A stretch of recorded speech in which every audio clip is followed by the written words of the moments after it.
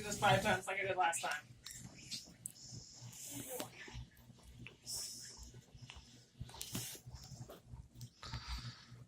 There has been a debate for many years now on whether or not marijuana should become legal. For me, however, I believe that there are too many benefits for it not to become legal. I am someone who does not use it and still believes that the benefits outweigh the risk of the drug. Marijuana should be legalized. However, just like any drug that becomes legal, there are going to be people out there that oppose it. Marijuana has several medical benefits. Just to name a few, marijuana is used to treat glaucoma, the effects of chemo, arthritis discomfort, and to ease the pain of multiple sclerosis. So many people do not want to recognize the benefits of marijuana. Glaucoma is a disease of the optic nerve that can result in vision loss and blindness. One of the most commonly discussed alternatives for the treatment of glaucoma by lowering intraocular pressure is the smoking of marijuana. Another medical benefit of marijuana is that it is used to treat the effects of chemo. People with cancer that are treated with chemo suffer from nausea, vomiting, and loss of appetite. Marijuana can help reduce these side effects by alleviating pain, decreasing nausea, and stimulating the appetite. I know from working in a nursing home that some of these drugs already exist. However, why make a synthetic drug when the real thing is available? Both the CBD and the THC have an anti-inflammatory properties, which may be how cannabis helps deal with the symptoms of arthritis. Studies on the use of cannabis and multiple sclerosis symptoms tell us that cannabis extract taken in a capsule form can help relieve muscle stiffness and spasms. The extract may relieve pain. A mouth spray form possibly reduces muscle spasms, pain, and bladder urgency. One of the next benefits of marijuana that I'm going to talk about is the economical benefits. According to the Washington Post in 2005, the legal marijuana industry in Colorado created more than 18,000 new full-time jobs and generated $2.4 billion in economic activity.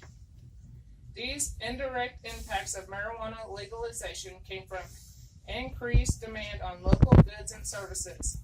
Marijuana retailers simply rely on other companies like contractors, lawyers, and bookkeeping services to conduct their own business, making more jobs for people. For decades, the black market was really the only place to find marijuana. The legalization of marijuana either put them out of business or made them go legit. Now the black market is almost completely gone. In 2016, it only took Colorado 10 months to pass $1 billion in legal cannabis sales. Through October, more than $150 million was collected by Colorado from tax revenue. Nearly $50 million of that was from a specific excise tax that directs funds to school construction projects.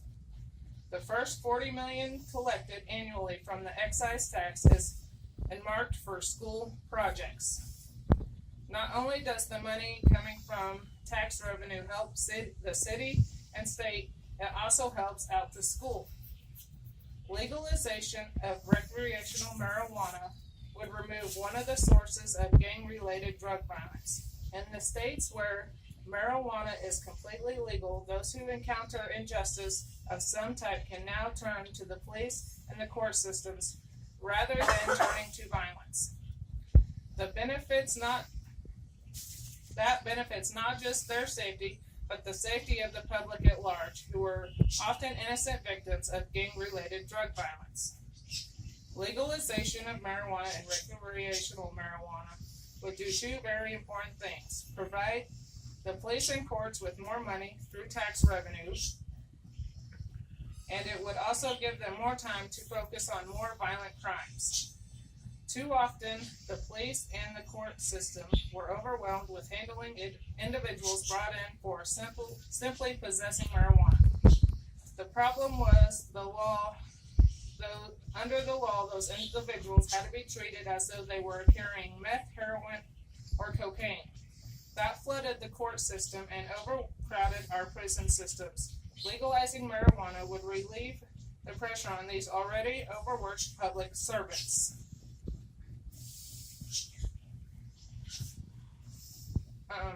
Colorado penalties for possession of marijuana.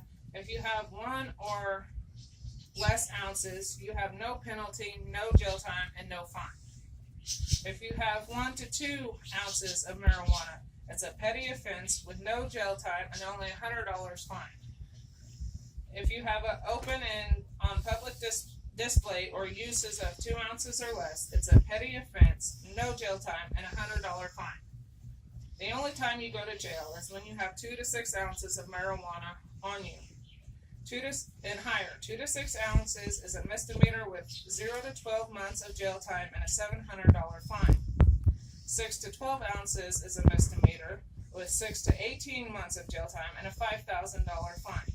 34, if you have more than 12 ounces of marijuana, it is a felony and you serve 1 to 2 years of jail time and it's a $100,000 fine.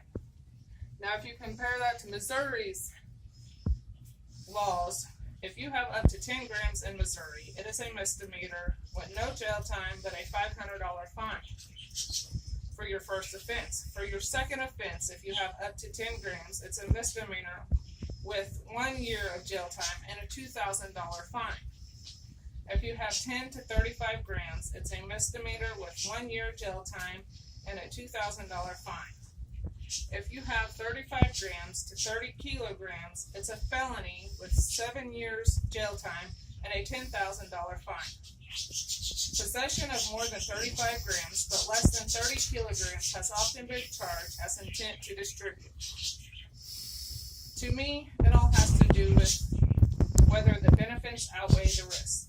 Yes, there are some risks to legalizing marijuana, but is there not risk when anything becomes legal?